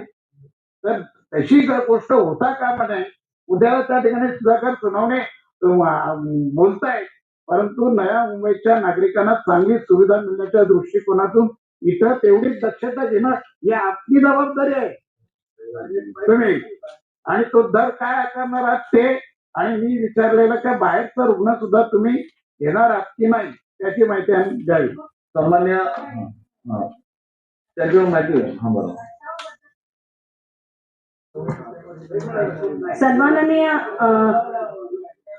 सन्माननीय सभापती महोदय, आयुक्त महोदय, सर्व सन्माननीय सदस्य, सन्माननीय जयवंत सुतार साहेबांनी ज्या व्यथा म्हणल्या त्या खरोखर आपण म्हणतो आपली आरोग्याची सुविधा, आरोग्यम धनसंपदा. पण आता प्रस्ताव वाचल्यानंतर खरोखर आमचंही अज्ञान नसेल, कारण आम्ही काही MBBS झालेलो नाहीये.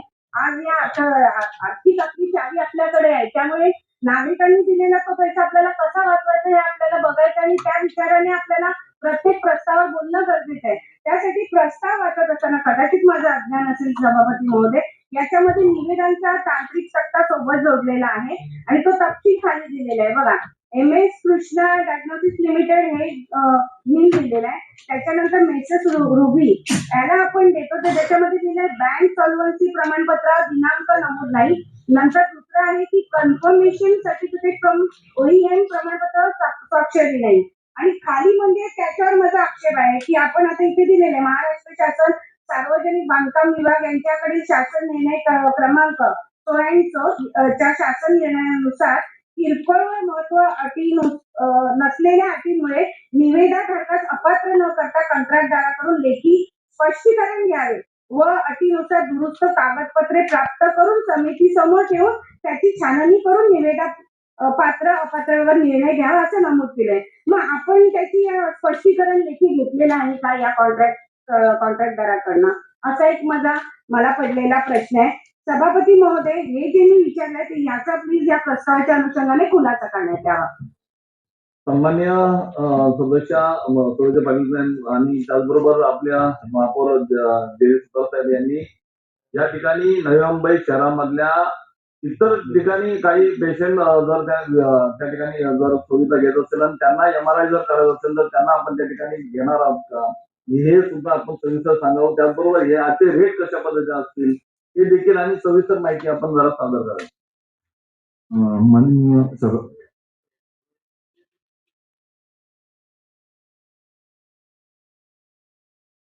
माननीय सभापती सर, माननीय सदस्य, स्थायी समिती, सर्व अधिकारी वर्ग, हे जे आपण रेट आहेत, हे रेट आपण जे आपण याच्यामध्ये दिलेले आहेत तेच रेट आपण आपल्या नवी मुंबई महानगरपालिकेच्या नागरिकांकडून घेणार आहोत. त्याच्यामध्ये आपण त्यांचं आधार कार्ड किंवा रेशन कार्ड किंवा इलेक्शन कार्ड आपण जे आपण रेसिडेन्स प्रूफसाठी बघतो तेच प्रूफ आपण बघून त्यांना जे या रेटच्याच अनुषंगाने आपण आपल्या नागरिकांसाठी, महापालिका नागरिकांसाठी मग ह्याच रेटवर आपण त्यांना चार्ज करणार आहोत.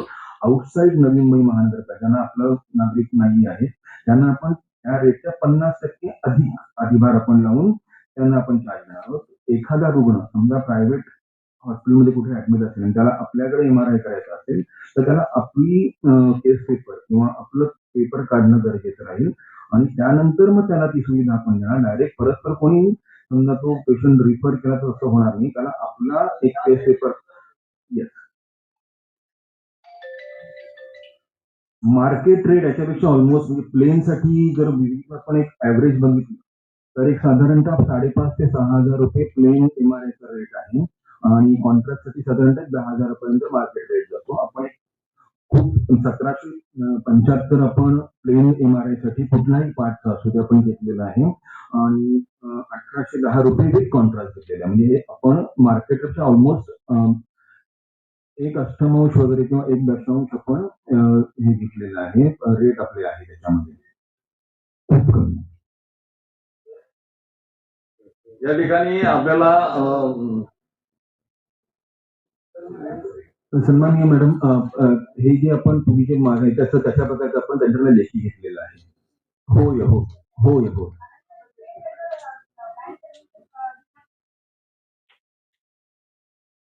तरी देखील आपण ते त्या कॉन्ट्रॅक्टला ते दिलेलं आहे. मग त्यांच्याकडनं आपण त्यांचे पेपर सगळे घेतलेले आहेत का? हो, घेतलेलं ते आहे. समितीला सादर करा आम्हाला कशा हो पद्धतीने. हो yes, नक्की.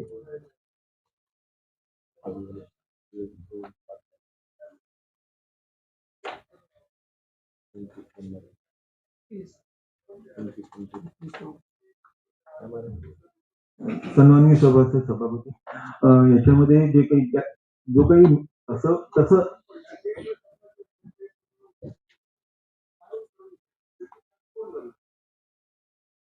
ही मशीन जी आहे त्याच्या 2 वर्षाचं आपल्याकडे मेंटेनन्स किंवा आपलं वॉरंटी आहे त्या कंपनीकडनं. आणि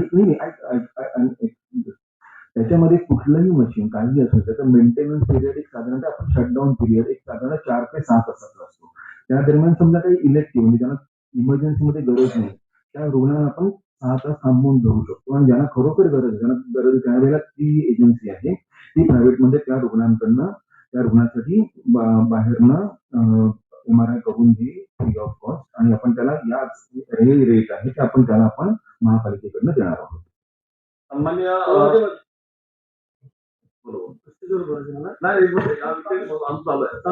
मी सर्व सदस्यांना या ठिकाणी सांगितलं खऱ्या अर्थाने आदरणीय गणेशजी नाईक साहेबांनी या नुकत्याच झालेल्या निवडणुकीमध्ये सगळ्या शहरातील सर्वसामान्य नागरिकांना या ठिकाणी खऱ्या शब्द दिला होता की आपल्या महापालिकेच्या माध्यमातून आपण MRI आपण जर इतर ठिकाणी बाहेर करायला गेलो तर तो एक 10,000 रुपये सर्वसाधारण रेट जर असेल प्रायव्हेटमध्ये तर तो आपल्याला नक्की 2,000 मध्ये या ठिकाणी महापालिकेमध्ये होणार आहे.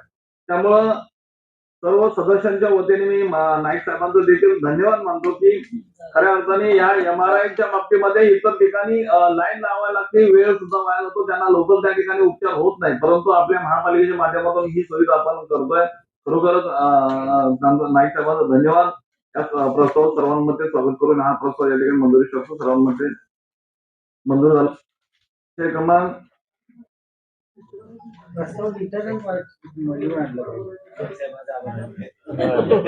अरे केस पेपर बोलले ना ते हो 31 ते विषय क्रमांक 31 अभिनंदनाचा प्रस्ताव सन्माननीय सभापती महोदय, विषय क्रमांक 31 सायन पनवेल हायवे मुंबईकडे जाणाऱ्या वाशी ब्रिज खाली लोखंडी जाळी बसवणे. सभापती महोदय, माझ्या माहितीप्रमाणे सायन पनवेल हायवे वाशी ब्रिज मला वाटतं हे PWDच्या अंडर येतं बरोबर. मग ते त्याच्यासाठी आपली महापालिका का खर्च करते? मला त्याचं उत्तर हवे आणि जर करत असेल तर PWDची लेखी परवानगी आपल्याकडे आहे का आणि या खर्चाची जबाबदारी कोणाची याबद्दल जरा मला खुलासा करण्यात यावा. तिथे लिहिलेलं आहे बेघर लोकांसाठी आपण बसत आहे. एकतर वाशी हा जो ब्रिज आहे तो आपल्याकडे नवी मुंबईचा एंट्रन्स पॉईंट आहे आणि बऱ्याच दिवसापासून तिथं हे बेगर्स लोक भिकारी लोक हे खूप बसले 300-400 संख्येने. त्यांना वारंवार उठायला पोलिसांनी वार्ड ऑफिसर जातात, ते थोड्या वेळापुरती उठतात आणि परत येऊन बसतात आणि नवी मुंबईचा आपला एंट्रन्स पॉईंट असल्यामुळे तिथे एवढी घाण होते त्यामुळे आपण तो त्या ठिकाणी बंदिस्त केला तर तिथे स्वच्छता राहील आणि नवी मुंबईचं नाक चांगलं राहील. हिशोबाने आपण ते प्रस्ताव तयार केला.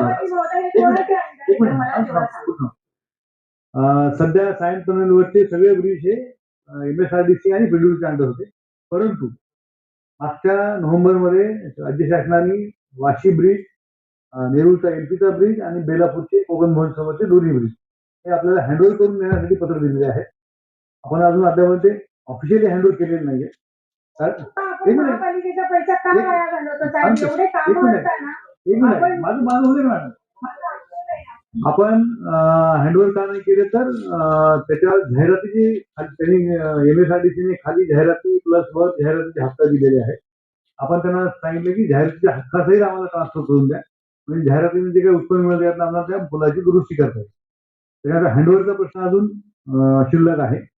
आणि हा राहिला मुद्दा ग्रिलिंग का करतोय का, तर एवढंच आपल्याला की त्या ठिकाणी स्वच्छता राहावी आणि नवी मुंबईच्या मध्ये एंट्रन्स करणाऱ्या लोकांना त्याचा त्रास होऊ नये, कारण त्याचा गैरवापर होऊ नये, आणि ह्या उद्देशाने आपण हा प्रस्ताव आणला.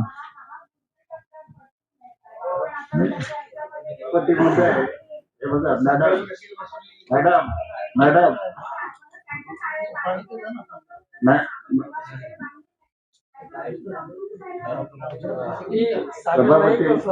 सभापती महोदय,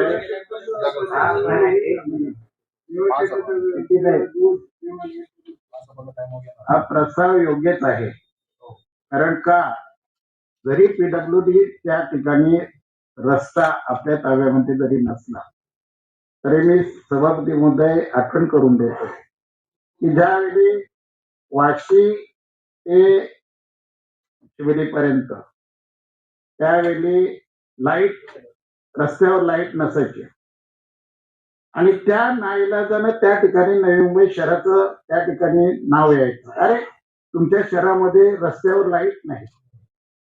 त्यावेळी सभागृहामध्ये धोरण घेतलं, ते जाहिरातीचे हक्क मिळतील किंवा न मिळतील, परंतु महापालिका हातीमध्ये आहे, म्हणून ताबडतोब ते खांबे आणि विद्युत व्यवस्था आपण करावी अशा पद्धतीनं त्या ठिकाणी निर्णय झाला, आणि त्या पद्धतीनं तातडीनं केलं गेलं. काही गोष्टी शहराच्या भल्यासाठी, शहराच्या सुशोभीकरणासाठी पैसा असा अनेक, आता रस्ता साफ आपण करतो, PWD करत नाही.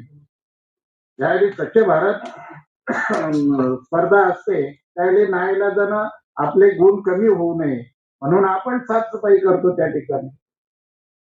हा जो उद्देश जो आहे तो वाशीचा पहिला घेतलेला आहे, नंतर नेरूळचा घेतील, नंतर CBDचा, जेणेकरून अटकाव, आणि ज्या वेळेला आपण खर्च करतो त्यावेळेला निश्चित स्वरूपामध्ये आपण सांगू शकतो की बाबा आमचा हक्क आहे तिथं. उद्या PWD त्याचा वापर काही करू शकणार नाही आपल्या हरकत म्हणजे परवानगीशिवाय, अशा पद्धतीनं. आणि ती प्रोसिजर जर होत असेल तर आनंदाचीच गोष्ट आहे, परंतु पाटील मॅडम ही नितांत गरज आहे. आपण दिवाबत्ती साफसफाई करतो त्या पद्धतीनं हे सुद्धा अटकाव करण्याच्या दृष्टिकोनातून योग्य आहे. म्हणून आपण जी तुमची साशंकता आहे खर्च, आम्ही सुद्धा त्यावेळी असंच बोलत होतो, कशाला खर्च करत, पण शहराचं एक नावलौकिक मिळावं म्हणून ते काही गोष्टी करणार नाही. माझं म्हणणं असं होतं की PWD च्या अंडर आहे ना, मग त्यांनी करावं ना, तुम्ही त्यांना रेकमेंड करा.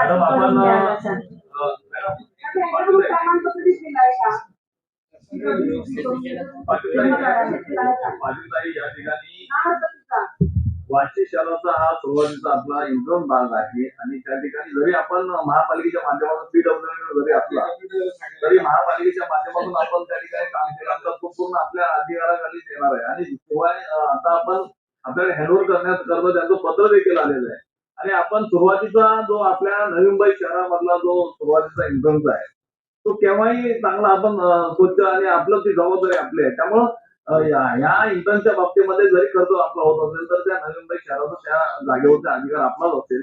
त्यामुळं हा आपला विषय बरोबर आहे, परंतु चांगल्या नवी मुंबई शहरासाठी हा विषय अति महत्वाचा आहे. हा विषय जो आता सन्माननीय सभापती महोदय, सर्व सदस्य आणि अधिकारी वर्ग, खऱ्या अर्थानं आता जसं देवी साहेब बोलले की तो अत्यंत गरजेचा आहे आणि आपल्याला ते कंट्रोल ठेवण्याच्या अनुषंगाने हे करणं गरजेचं आहे. तर खऱ्या म्हणजे आम्ही याचं स्वागतच करतोय, परंतु इथे आपण लोखंडी जाळी बसवण्याचा प्रस्ताव आणलेला आहे. आता लोखंडी जाळी बसवण्याच्या मागे आपल्याला माहितीये की ते जरदुल्ले काढून घेऊन जातात, चोरी होतात, ते विकले जातात, भंगारवाले घेऊन जातात. आता आपण नवी मुंबई महानगरपालिकेच्या माध्यमातून FRP जाळ्या बसवतोय बऱ्याचशा ठिकाणी, तर हे आपण कुठेतरी भंगारवाल्यांना ते म्हणजे काढून सोडून घेऊन जाण्यासाठी एक कारण मॅडम कसं आहे की हा प्रस्ताव त्याचा नाहीये, तो आता जसं आपण पाहिलं शिरोनेला पुलाच्या खाली पाहिलं वरपर्यंत ब्रिजचा ते पूर्ण क्लोज करतो आपण, ज्याच्यामुळे काही ठिकाणी आपण सांगपाड्याला आतमध्ये प्ले ग्राउंड बनवलंय, मुलं जातात खेळायला, व्यायाम करतात आणि त्याच्यामुळे गर्दुले वगैरे राहतच नाही. स्वच्छ भारतच्या माध्यमातून याने खूप बेनिफिट्स मिळालेले आहेत. आपल्याला वरती अधिकार मिळत नाही तो भाग वेगळा आहे. त्याच्याशी मला वाटतं प्रशासनाचं बोलणं सुरू आहे की वरती जाहिरातीचे अधिकार आपल्याला मिळावे, इन्कमचे अधिकार मिळावे, हा भाग वेगळा आहे, परंतु हा विषयच वेगळा आहे मुळात. तर त्यामुळे सभापती महोदय हा योग्य विषय आहे, हा मंजुरीला पण त्याच्यामध्ये माझं म्हणणं हे नाहीये की ते बसवू नका, मी लॉक अँड की मध्ये असावे, पण आपण आता जे लोखंडी जायचा विषय आहे की मला असं वाटतं सी साहेबांनी त्याच्यावरती विषय लक्षात घेऊन त्याच्यावरती आपण ट्रेनिंग वगैरे चांगलं दिलं तर मला असं वाटत नाही की पुन्हा आपल्याला ते कुठेतरी चोरीला गेलं आणि आपल्याला ते चेंज करावं लागतं अशी आपल्यावर परिस्थिती येणार नाही. तर याचा फेरविचार करावा. सन्मान्य शहर अभियंता साहेब, या ठिकाणी पाटीलताई, गोरखेताई आणि या ठिकाणी देवी साहेबांनी सांगितलं सूचनेचं या ठिकाणी त्या विषयावरती लक्ष गांभीर्याने देऊन आपण तो काम करून घेण्यात यावं. विषय क्रमांक 1 या ठिकाणी मी मंजुरी टाकलेल्या सर्वांमध्ये मंजूर झाला असं या ठिकाणी जाहीर करतो. विषय क्रमांक 32, 33, 34 हे 3 विषय मी या ठिकाणी मंजुरी टाकतो. सभापती महोदय कुलकर्णी साहेब बोला. ते किती वेळ बोलतात? 34 तर 34 हे जे पाण्याचे वॉटर कूलर बसवण्याची व्यवस्था करणे हा जो प्रस्ताव आहे त्याच्यामध्ये त्यांनी 1 कोटीची मंजुरी या ठिकाणी मागितली, 1,26,03,271. पण ह्याच्यामध्ये कुठेही कुठल्या ठिकाणी बसवणार, फक्त बेलापूर विभागात लिहिलेलं आहे. त्याच्यामध्ये कुठल्या ठिकाणी बसवणार आहे, वर्दळीची ठिकाणं आता ती काय बेसिसवर ठरवली आहे किंवा त्याची थोडीशी माहिती याच्यामध्ये आम्हाला सविस्तर द्यावी. मग हे पास करतानाच त्यांनी द्यायला हवी ना ती माहिती, की पॉईंट कुठे कुठे आहेत, लोकेशन काय आहे. ठीक आहे, सांगतो ना माहिती सविस्तर.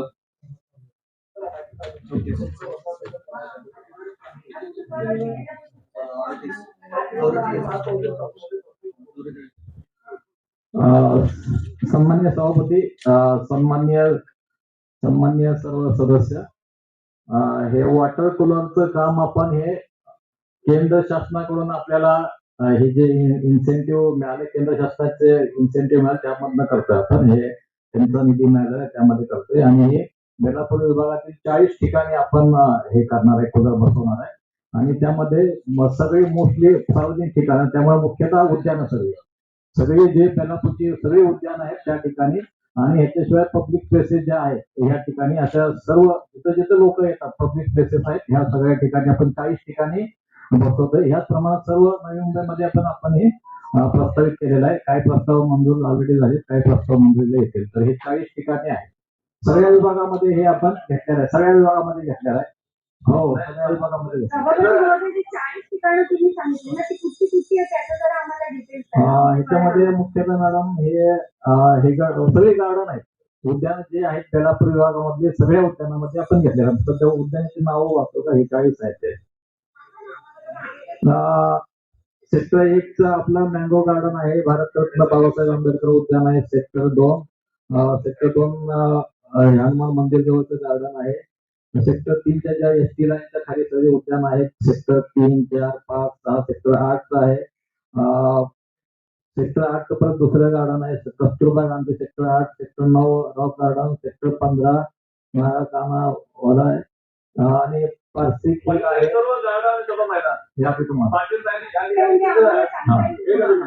मी आपल्याला या ठिकाणी विनंती करतो, जसा हा बेलापूरचा आणला तसा ज्या ठिकाणचे बाकीचे इतर ठिकाणी राहिलेले आहेत ते सुद्धा सर्व सभापती महोदय सगळ्या विभागामध्ये आपण घेतलेला आहे आणि सगळ्या सदस्यांना तुम्ही मी पाटीलताई आपल्याला बेलापूर विभागामध्ये कुठे कुठे घेतले ते आपण बेलापूरचे जे सदस्य आहेत त्यांना ती माहिती पूर्ण देण्यात यावी. छोटीशी त्या ठिकाणी हे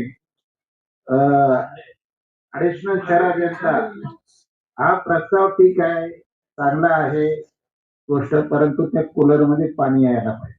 एक बाब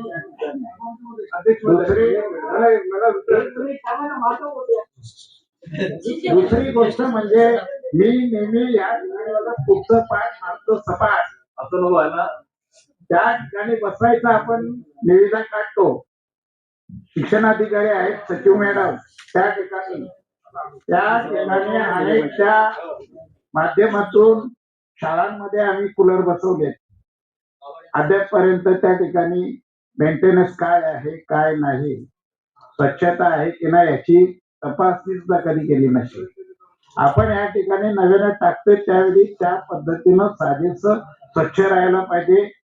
त्याचबरोबर ती कार्यान्वित राहायला पाहिजे. पाणी यायला पाहिजे. कुठं सार्वजनिक टॉयलेट मध्ये गेलं पाणी नसेल हात धुवायला अशी परिस्थिती ह्या कूलरची नको, अशी आमची विनंती राहणार आहे सभागृहाच्या वतीनं. सर्वांच्या सूचनेसह शिंदेसाहेब या ठिकाणी हा विषय मी मंजुरी करतोय. एक मिनिट, मेंटेनन्स आणि दक्षता कोण गेलं ते कूलरचा? ते मालिका जो आता जो नवीन बसल्यानंतर त्याच्या गॅरंटी आहे 1 वर्ष 2 वर्ष ते सगळ्या विभागामध्ये त्याची सार्वजनिक ठिकाणावर जो मशीन बसवतो जो कूलर बसवतो त्याच्या मेंटेनन्स आणि तो दक्षता कोण घेणार? डिपार्टमेंट ते पूर्ण डिपार्टमेंट काळजी घेऊन या कंपन्या सर्व नवी मुंबई शहरामध्ये हे बसवण्यात यावे अशी या ठिकाणी विनंती करतो आणि हा विषय मंजुरी टाकतो. सर्वांमध्ये मंजूर झाला असा विषय जाहीर करतो. विषय क्रमांक 35 कोकणचा बोलतो. तुर्बे चिपळूण इथे शास्त्रोक्त पद्धतीने बंद करण्यात येणाऱ्या सत्वाशील करण्यात येणाऱ्या हिरवळकरिता जलसिंचलन व्यवस्थापन करणे. ह्या ठिकाणी आपण सातवाशील या ठिकाणी 8 सेल आपल्याला क्लोज केलेले. हिरवळ फक्त सातवाशीलच लावणार आहेत का? त्या ठिकाणी आपण महापौर साहेब बसले तिथे समोर गेली सुद्धा गेल्या वेळेस आम्हाला शब्द दिले होते त्यावेळेस 5 वर्ष अगोदर 6 वर्ष अगोदर की कोपर घेणारा निसर्ग गार्डन बनवलंय. त्या पद्धतीने निसर्ग गार्डन होणार असे शब्द दिले होते. पण अद्याप काय करत नाही, फक्त हिरवळ लावणार आहे त्या ठिकाणी. फक्त 7वा शेलवर 1, 2, 3, 4 त्या ठिकाणी 4, 5, 6व्यावरती पण करायचे. त्या ठिकाणी करणार आहेत काही हे मला परत एकदा उत्तर द्यावं. परत बोलायचं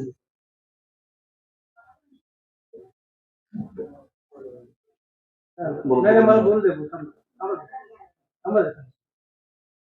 सदस्य सन्माननीय सभागृहाचे सर्व सदस्य सर्व अधिकारी, सध्या तर हा प्रस्ताव 7व्या सेलवर साठीचाच आहे. इतर सेलवर काय करायचंय काय नाही आपण हा धोरणाचा निर्णय घ्यायला लागेल आणि तो धोरण आपण महासभेतून समोर आणून ठरवू आपण काय करायचं. सर माझं काय म्हणणं आहे, आपण शब्द दिले होते, कमिशनर दिले होते, महापौर बसले तिथे, एक महापौर तर उठून गेले. त्या ठिकाणी आम्ही कोपर केलं निसर्ग गार्डन बनवलं. त्या पद्धतीने ह्या ठिकाणी गार्डन बनवलं.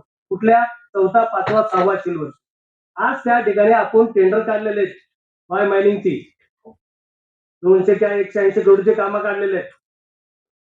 त्या ठिकाणी ती बाय मायनिंग करायची, आज कचरा उचलला दुसरीकडे टाकायची. त्या ठिकाणी एखादा मोठा त्या ठिकाणी कुठली तर प्लांट आणून बसवायचे आपल्याला. तर ती प्लांट बसला त्या ठिकाणी झोपडपट्टीमध्ये राहणाऱ्या लोकांना किती त्रास होईल. त्या ठिकाणी प्लास्टिक जाळण्यात जाते. त्या गोष्टीचा आपण विचार केले का? टेंडर काढले ते 180 करोडची? काय गरज आपण कचरा उचलून दुसरीकडे टाकायची? कशा करता ते टेंडर काढले? परत ते सभागृहात एकदा आलं चर्चेसाठी त्याविषयी आपण परस्पर जर टेंडर काढले. कुलकर्णी साहेब जो प्रश्न विचारला, आपण इंटिग्रेटेड कचऱ्यापासून गॅस निर्मिती करणे, कचऱ्यापासून वीज तयार करणे असं इंटिग्रेटेड आपण टेंडर काढलेलं आहे आणि वर्क ऑर्डर स्टेजला आहे. अजून वर्क ऑर्डर इश्यू केलेलं नाही आपण. त्याच्यामध्ये आता आपला जो प्रश्न आहे की दुसरीकडे जागा केली पाहिजे. प्रशासनाने गेल्या 3-4 वर्षापासून इतर जागेचा तपास सुरू केलेला आहे, परंतु अजून जागा अवेलेबल झालेली नाही. जो पण जागा अवेलेबल होत नाही तो पण ते शिफ्टिंग करणे किंवा हे करणे ते त्याच्यावर निर्णय घ्यायला लागेल आपल्याला काय करायचं. आणि आपण जो म्हणलं बायोमायनिंग जर आपण बायोमायनिंग केलं नाही तर आपल्याला सध्या शिल्लक जागा शिल्लक नाही. त्या ठिकाणी माझं म्हणणं बरोबर आहे तुमचं. माझं काय म्हणणं आहे साहेब, ते सांगा आपल्याला ते बायोमायनिंगचा प्रस्ताव आपण केलेला आहे. तर ती जागा सोडून उर्वरित जागेवर आपण हिरवळचा प्रस्ताव मिळतो. तर माझं काय म्हणणं आहे, वेस्ट एनर्जी प्लांट टाकणार आहे त्या ठिकाणी बफर झोन डिक्लेअर होईल. उद्या झोपडपट्टी त्रास होणार या गोष्टीची आपण ह्या गोष्टीची काय काळजी घेत नाही. किती वेळ तिथं तुम्हाला अरे किंवा महापौर समोर बसले त्या ठिकाणी स्वतः बोलले आपण दुसरीकडे शिफ्ट करू. हे 180 करोड रुपये दुसरीकडे घ्या ना जागा. चडकुची जागा आहे ना तिथं. काय करत नाही आपण? का लोकांची जीवाची करता आपण? फक्त झोपडपट्टीत राहिलेत का? किती एक मिनिट कुलकर्णी साहेब, आपला विषय म्हणजे आता आपण जो 35 नंबर 7व्या याच्यावरती आपण जो घेतला ऐका ना तुमचं म्हणणं आहे की आम्ही इतर का नाही घेतलं तर मी शहर अभियंता साहेब त्याच्यावर दोन मिनिट माझं काय म्हणणं त्याच विषयावर बोलतो. एखादा 7वा शेल आपण क्लोज केले त्या ठिकाणी आपण हिरवळ लावला पण त्या ठिकाणी अगोदर पण 8 शेल त्या ठिकाणी क्लोज केलेत ना आपण. पण या ठिकाणी 8वा शेल त्या ठिकाणी 4था 5वा शेल त्या ठिकाणी बाय मायनिंग करून त्या ठिकाणी ते दुसरीकडे शिफ्ट करणार. त्या ठिकाणी वेस्ट टू एनर्जी प्लांट बसवणार. मग त्या ठिकाणी लोकांना त्रास होणार नाही. त्या ठिकाणी प्लास्टिक जाळणार. लोकांना ते कॅन्सरचं पण उद्या आजार होऊ शकतंय. पण त्या ठिकाणी ह्या गोष्टीला जर उद्या ट्रेंड जर त्या ठिकाणी जर काम चालू केले तिथली जनता तिथं अडवल्याशिवाय राहणार नाही. उद्या त्याचा जीव गेले तरी चालेल त्या ठिकाणी ते आम्ही गप्प बसणार नाही. आपण या गोष्टीची विचार करा. सन्मान्य शहर अभियंता साहेब, जसं या ठिकाणी 7व्या याच्यावरती आणलं तसं आपण इतर ठिकाणी पण आणण्यात यावं आणि कुलकर्णी साहेबांचं म्हणणं त्या पद्धतीने करण्यात यावं. हा विषय मी या ठिकाणी मंजुरी करतोय. नाही मंजूर हा विषय मंजूर नाही मंजूर करायला सांगितलं साहेब.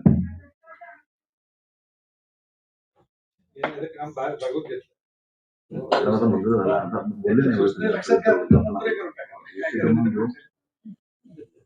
बोलले सव्वा वर्ष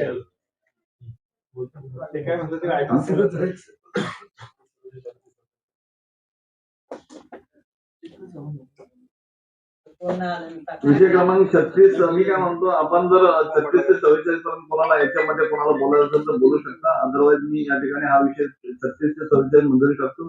सर्वांमध्ये मंजूर झाला असं मी या ठिकाणी जाहीर करतो.